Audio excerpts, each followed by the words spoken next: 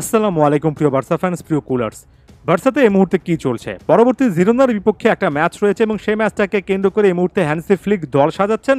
আর বার্সার বর্তমান board president Laporta ইতিমধ্যেই যে মুহূর্তে আসলে লা লিগার ২০২৪ সালের এই সিজনের খেলাগুলো শুরু হয়েছে, মাত্র কয়েকটা ম্যাচ বার্সা খেলেছে। তিনি ইতিমধ্যেই আগামী সিজনে অর্থাৎ ২০২৫ সালে সামার ট্রান্সফারে বড় রকমের যে টার্গেট বার্সার আছে সেটার কথাটা আনঅফিসিয়ালি বলে ফেলছেন এবং বরাবরের মতো একটার পর একটা আশা দেখাচ্ছেন।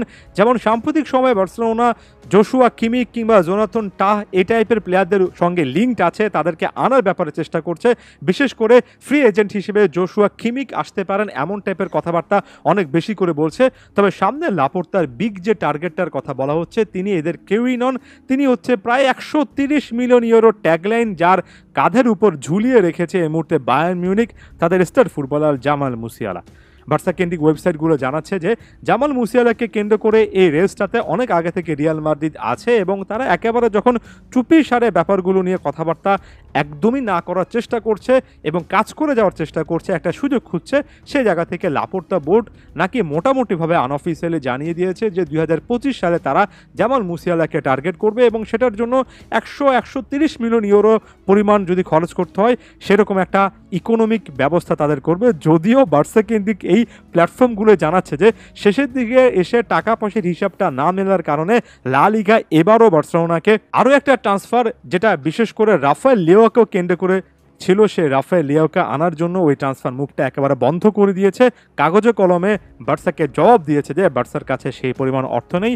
অথচ বার্সার বর্তমান প্রেসিডেন্ট কিভাবে এখন থেকে এই টার্গেট লিস্টগুলো অনেকটাই আনঅফিসিয়ালি ঘোষণা করে দিচ্ছিলেন। বার্তমে বোর্ডের সময় দেখেছি, এখনও দেখছি বার্সার বেশ কয়েকটা প্ল্যাটফর্ম রয়েছে যেখানে তারা এমন টাইপের রিউমারগুলো নিজেরাই সাপ্লাই করে, বোর্ড থেকে সাপ্লাই করে, যাতে করে ফ্যান বেসরা সবসময় একটা আশার আরও দেখেন, একটা স্বপ্ন দেখেন। জামাল মুসিয়ালা কিংবা এই টাইপের প্লেয়াররা ভবিষ্যতে আসবেন কিনা জানি না, এটাকে একটা বিশাল বিশাল দূরত্বের স্বপ্ন বলে মনে হয়। তবে যে প্লেয়ারটাকে কেন্দ্র করে এখনই স্বপ্ন দেখতে চাই সে প্লেয়ারটার নাম হচ্ছে লামিন ইয়ামাল।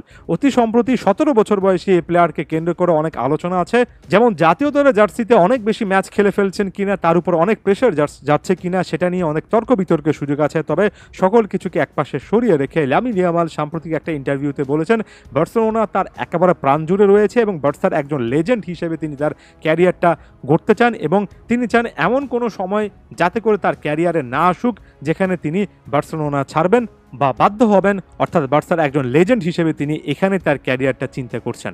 মাত্র ১৭ বছর বয়স, তাও মাত্র কিছুদিন আগে স্পর্শ করেছেন ৫৫টা অফিসিয়াল ম্যাচ ব্লগ্রানা জার্সিতে খেলে ফেলেছেন লামিন ইয়ামাল। এই বয়সে বার্সার ফাইনাল থার্ডে অন্যতম বড় আস্থার প্রতীক এবং ইয়ামালকে বার্সা যতটা বেশি করে নার্চার করবে, যতটা সেফ গার্ড করবে এবং তাকে যতটা সাপোর্ট দেবে, আমার কাছে মনে হয় বার্সার অন্তত একটা যুগের খেলা, আগামী এক যুগের অনেক কিছুই কিন্তু নির্ভর করবে ১৭ বছর বয়সে লামিন ইয়ামালের উপর। একটাবার শুধুমাত্র চিন্তা করে দেখুন, ১৭ বছর বয়সে তিনি কিন্তু ৫০+ অফিসিয়াল ম্যাচ খেলে ফেলেছেন এবং সেটার পরে তিনি এমন একটা স্ট্যাটাসে আছেন অনেকটাই আনটাচেবল, অর্থাৎ তাকে একাদশ থেকে স্কোয়াড থেকে সরানো যায় না এমন একটা অ্যাটিটিউড তিনি কিন্তু তৈরি করে ফেলেছেন। সামনে কতগুলো ম্যাচ তাকে খেলানো উচিত, কী পরিমাণ বিশ্রাম দেওয়া উচিত, ইনজুরি সংক্রান্ত ইস্যুগুলো থেকে কিভাবে দূরে রাখা উচিত, সেটার জন্য বার্সার একটা মেগা প্ল্যান দরকার। আগামী বছর বা তার পরের বছর কোন সুপারস্টার প্লেয়ার আসবেন তাকে কেন্দ্র করে এখন থেকে আগাম ঘোষণা না করে ইয়ামালের মতো ট্যালেন্টকে কেন্দ্র করে যদি বার্সেলোনা লং টার্ম একটা প্ল্যান করে, সেটা বার্সার জন্য সব দিক থেকে ভালো। লাপোর্তা বোর্ড না বুঝলেও আশা করব অন্তত হ্যান্সি ফ্লিকের মতো বর্ষিয়ান অভিজ্ঞ একজন কোচ এই জায়গা থেকে সঠিক সিদ্ধান্ত নেবেন। অনেকগুলো সিদ্ধান্ত নেওয়ার ব্যাপার আছে এমন টাইপের প্লেয়ারকে কেন্দ্র করে। আশা করছি ফ্লিকের উপর নির্ভরতা আমাদেরকে হতাশ করবে না। আদিওস ভিস্কা এল বার্সা।